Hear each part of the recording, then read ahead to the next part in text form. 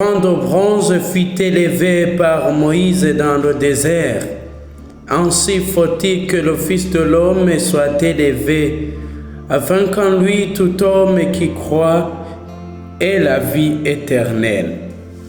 Ce dimanche du 14 septembre coïncide avec la fête de la croix glorieuse du Christ. Et les lectures de ce jour nous plongent dans le mystère de notre rédemption qui s'est parfaitement accompli sur la croix. En effet, les fils d'Israël, après la sortie d'Égypte, arrivèrent dans un endroit désert. En ce lieu, ils ont fait l'expérience de la faim et de la soif comme tout être humain. Mais par manque de la foi, ils ont commencé à récriminer contre Dieu et Moïse et son fidèle serviteur, préférant la nourriture sale qu'ils mangeaient en Égypte au détriment de la liberté que le Seigneur leur avait offerte. Et ils ont oublié beaucoup de miracles que le Seigneur a opérés sous leurs yeux à travers Moïse et son serviteur.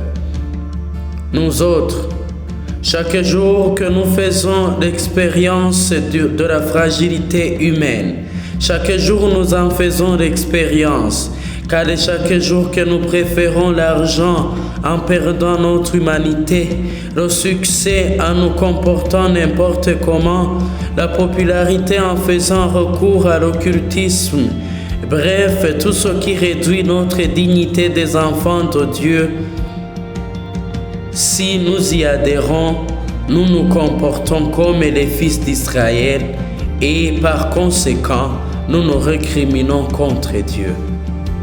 Oui, chers frères et sœurs, les récriminations contre Dieu, le péché a toujours des conséquences néfastes dans notre vie présente ou future. Comme ça a été pour les fils d'Israël, le péché a le venin invisible et visible pour celui qui en commet. On nous dit ceci, le Seigneur envoyant les serpents à des morsures brûlantes et beaucoup en sont morts.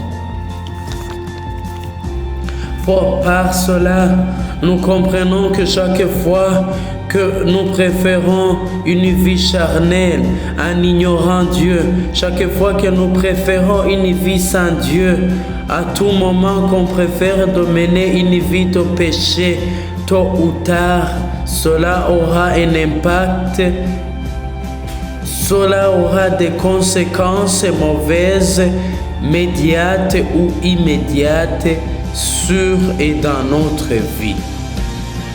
L'exemple qui peut nous prouver cela, c'est une vie de vol. Peut-être aujourd'hui tu as volé et demain tu voleras et hier tu as volé, mais tôt ou tard on t'attrapera si tu ne l'abandonnes pas. Et quand on t'attrapera, on te tabassera à mort et tu finiras toute ta vie en prison. Cela peut s'étendre aussi dans une vie impudique, dans une vie de sorcellerie, dans la tricherie, dans d'autres choses contraires à la volonté de Dieu que nous commettons chaque jour dans notre vie. Si c'est ainsi, qu'est-ce qui peut nous sauver de cette morsure mortelle du péché?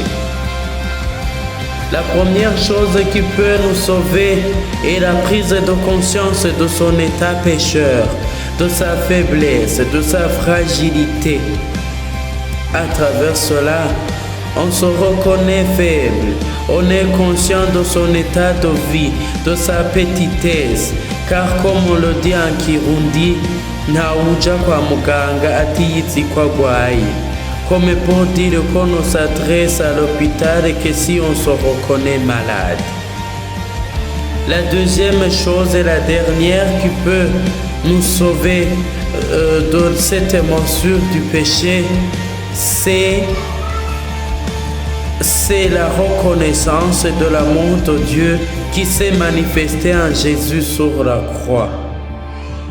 Jésus sur la croix est la vraie mesure et le véritable signe de l'amour de Dieu envers l'humanité.